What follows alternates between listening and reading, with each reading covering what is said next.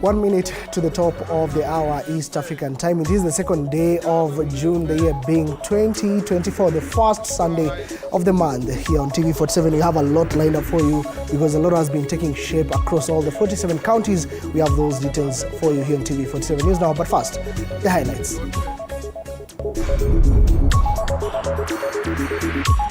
Leaders from Mount Kenya region have been urged to shun from divisive politics. Mimi ningeomba viongozi katika Mount Kenya tupate nafasi ya kuongea pamoja. Garissa leaders have called on northern Kenya counties to ban Mogoka. We have reached the end of the road. We have our backs against the wall. We will not accept it anymore. This is after some counties from the coastal region made the move, which got a blow from the court. Tulipewa allotment letters, tukalipa SFT. Sasa sijui ni nini inazuia. Muchongui residents from Baringo County are now seeking land ownership rights after 32 years.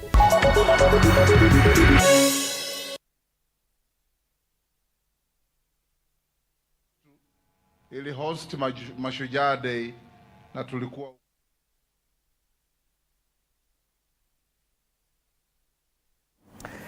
Once again, welcome back. This is TV47 News. Now, my name is Moigi William. Much appreciated for you keeping it TV47.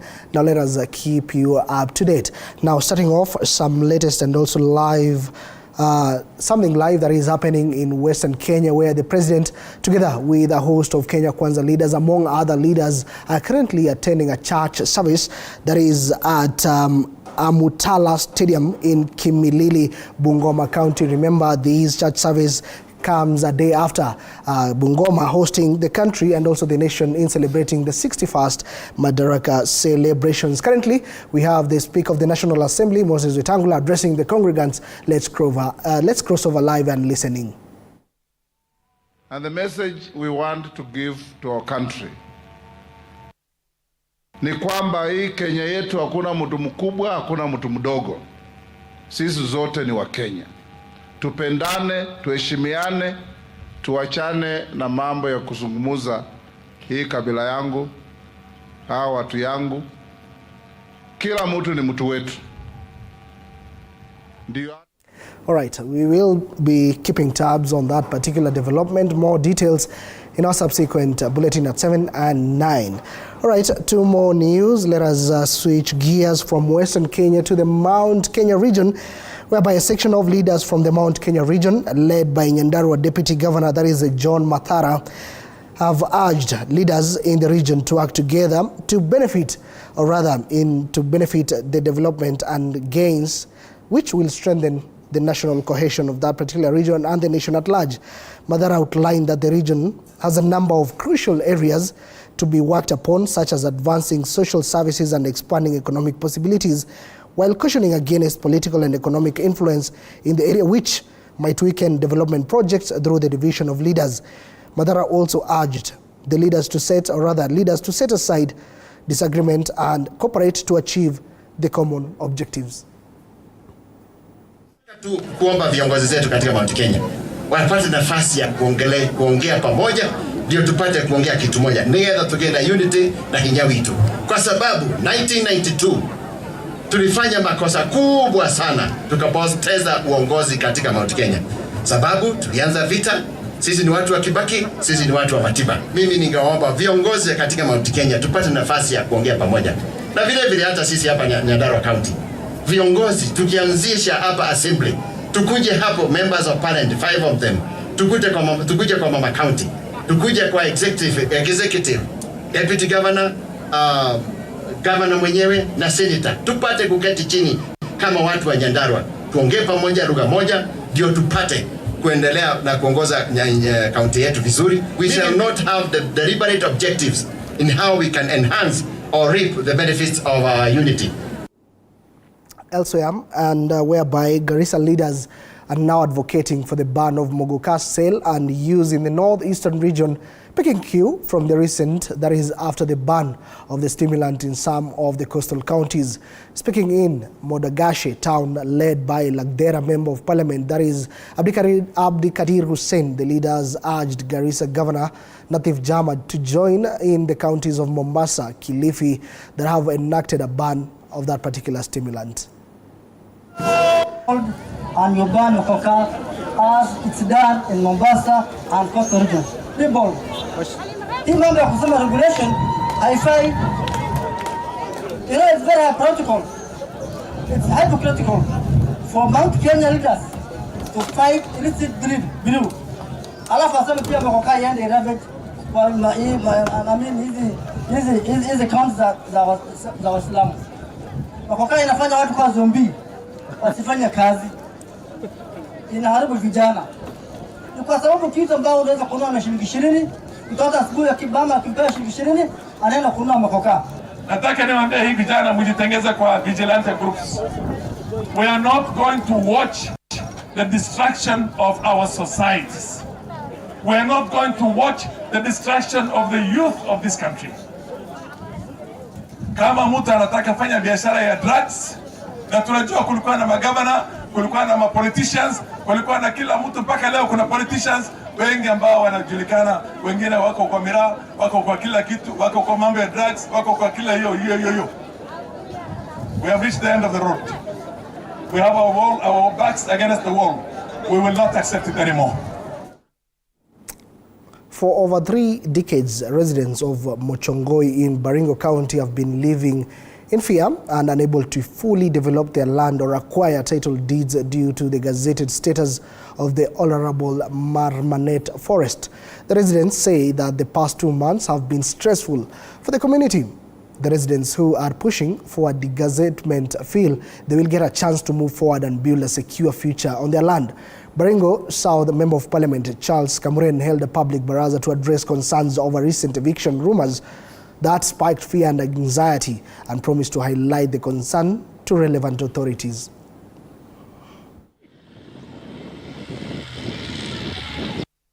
Imechukua muda sana kufanywa gazettement ambayo ni disgazettement from forestry to the lands. Imechukua muda, na jambo ambalo lilikuwa kwa nalo tatizo sana ilikuwa environmental impact assessment ambacho imeweza kufanywa na county, na pato saa hii tunatarajia na tufuatilie tuikamilike ili jambo hili tutatue mara moja na watu wapate kuishi kwa njia ya amani. Na nataka nihakikishie watu wangu kwamba msikubali propaganda yeyote inayotolewa na mtu yeyote kwamba mnahamishwa kwa Mochongoi, mnahamishwa kwa Kemoriot. Hakuna jambo kama hilo. Tumetarajia hii title deed kwa muda mrefu. La ajabu ni kwamba yale serikali ulikuwa nahitaji wakati huo tulikuwa tunapewa hizo mashamba. Tulifanya. Tulilipa SFT. Tulipewa allotment letters, tukalipa SFT. Sasa sijui ni nini inazuia. Sisi tuko na wasiwasi. Kwa hivyo tunahitaji tutoe hiyo wasiwasi, serikali atutolee hiyo wasiwasi ili tukae kama watu wengine. Kwa sababu Kenya hii ili kuishi kwa njia mzuri lazima uwe na title yako ndio ujue ya kwamba hii shamba ni yangu. Elsewhere, Turkana Governor Jeremiah Lomurkai has urged Turkana leaders to come together to realize unity in that particular county. Speaking during the 61st Madaraka Day celebrations in Kainuk in Turkana County, the leaders noted that security in the county must be given a priority. Also, the creation of Aro sub-county sparked controversy over its headquarters, the governor insisting Kainuk remain to be the headquarters of Turkana. To support hii agenda ya unity enye mheshimiwa governor ameanzisha ili tuweze kuona maendeleo. Hakuna maendeleo iko mahali pa migogoro. Mimi nitasupport, you got my back, your excellency. Tunajua ni mahali gani tulitoa hii sub county inaitwa Aro. Mimi na Lomenen ndio tunajua tulitumia style gani kuomba kwamba viongozi wote wa Turkana County wameongea kwa kauli moja, headquarters vile mheshimiwa Mwenyezi amesema iwe hapa Kainuk na hapa ndio aro. Tusaidiane, hii amani si ya Kavita, si ya mheshimiwa governor, mama county ama nani. Hiyo nataka tuseme ni kila mtu. Na ukienda nyumbani ujiulize kama American. Wanajiuliza what have they done to the America, not what American has done to you. All right, let us still remain in the North Rift region of the country, or rather the Rift Valley, whereby West Pokot UDA leaders led by Sigor Member of Parliament Peter Lo Chakapong have criticized the United Democratic Alliance and national leadership over alleged mishandling of the ongoing party elections. Sigor lawmaker appealed to the party leader, President William Ruto, to take charge of the party and ensure that the elections rules are strictly adhered to. The leaders also complained of contradicting statements from the National Elections Board and Party Secretary General requesting clear information concerning elections to be issued. Ninashangaa hata haraka yao ile wanataka uchaguzi leo, kama hawako na uoga, mbona wana haraka? Sisi kama Sigor nashukuru wametuogopa. Hata wametuachia pande hii.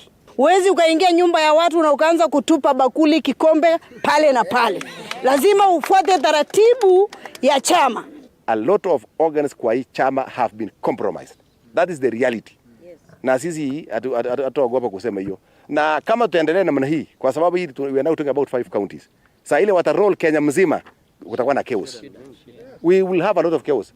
So nataka niseme ya kwamba kama uchaguzi ya West Pokot imeahirishwa, tunataka chairman Mwaura atoe notisi aseme imeahirishwa. Saa hizi watu wanaongoja na wajui wafanye nini. All right. The letter by the Council of Governors to the Ministry of Interior to be allowed to take charge of the livestock sector has elicited mixed reactions from the veterinary stakeholders. Benson Amedam, the president of the Africa Veterinary Technicians Association, has noted that counties do not have adequate capacity in managing the livestock sector at the moment and ensuring safety of animal products consumed by millions locally.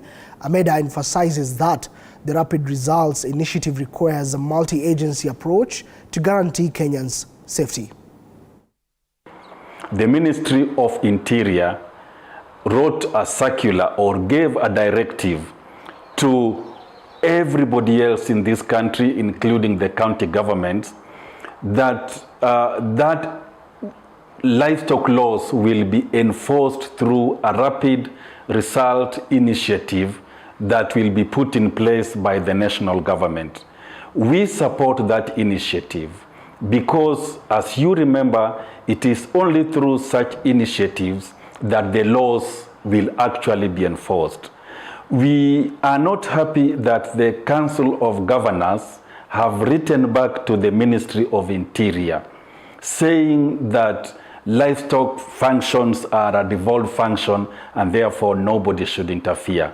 It is true, livestock functions are devolved, including veterinary services, but they are not doing anything to ensure that public health is protected, animal health is protected, and livestock which are owned by our own farmers are not stolen the way they are being stolen today. What we want to see from today on is that this multi-agency team is put in place. What we want to see, and we will follow up, that this multi-agency team has all the professionals in it to be able to identify and detect fraud. Because if it is left to one agency, it will not be possible. So our action is to continue advocating for the Ministry of Interior to take charge. That is the only way we'll be able to protect public health. That is the only way we'll be able to sell our livestock and livestock products outside the country. All right, from matters animal and safety, let us take a look into matters politics and corruption at the same time. Political leaders in Kenya have challenged to wage a genuine fight against corruption and not just lip service. According to PCA Bishop Edward Bori, most of the calls against corruption in Kenya only ends at the podium. He spoke during a fundraiser in Utawala in aid of the construction of the church building.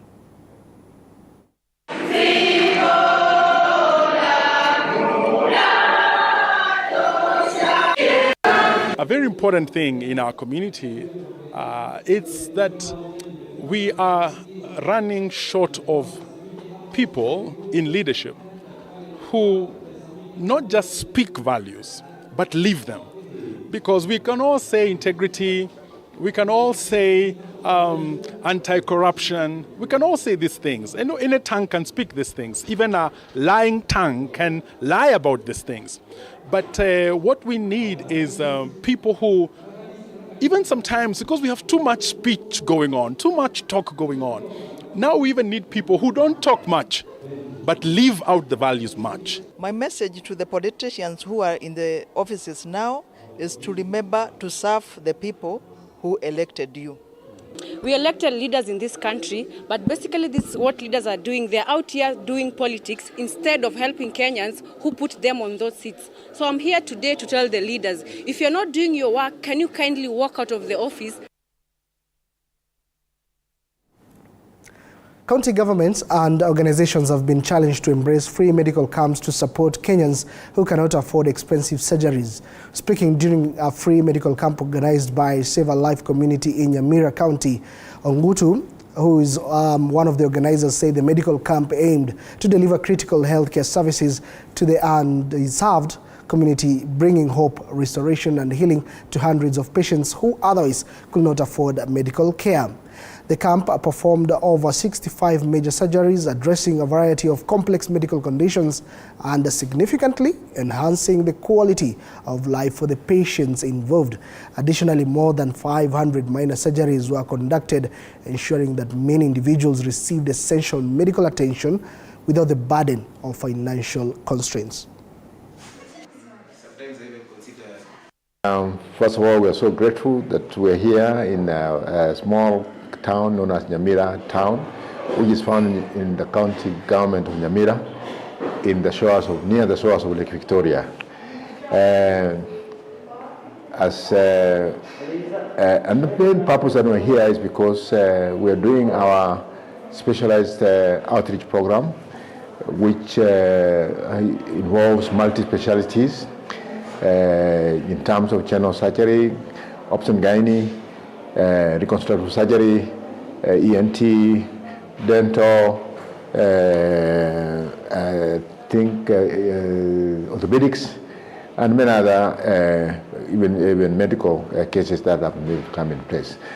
I think first of all we must realize that, look, why do we have to do this kind of thing with all the necessary arrangements? And it's not something that is quite easy to do. But I think the first thing that comes into your mind is that when you reach a place like this one, you are exposed to a lot of cases that sometimes people have been having problems with for a long period of time. And then the question is that why have these patients been in this condition for this long time? And it sometimes you always assume that everybody must be able to get services that are required there, but it gives you an impression that, look, there are still many. From matters health to matters education, whereby 40 students from vulnerable families in both Bomet and Kericho are destined to join Belgut and Konoin Technical and Vocational Education and Training Institutes, or rather TVETs. This is after they were awarded an overall scholarship that costed 8.3 million to cover their education. The program that was initiated by Finlay Community Trust. The TVET scholarship program aims to provide financial assistance to deserving students, enabling them to access quality technical education and develop both the technical and soft skills essential for success in the local job market. County, and we are great pleasure that I welcome you to the launch of our inaugural TVET Scholarships Awards. This event marks a new chapter in our continuous efforts to support and uplift the local community through education and training. At Brown's Plantations Kenya and Finley's Community Trust, we firmly believe in the transformative power of education. Our co-founders, Brown's Plantations Kenya and Finley's, have been instrumental in driving this vision forward. Their support has enabled us to invest substantially in educational initiatives, thereby fostering growth and development in both Kericho and Bomet counties.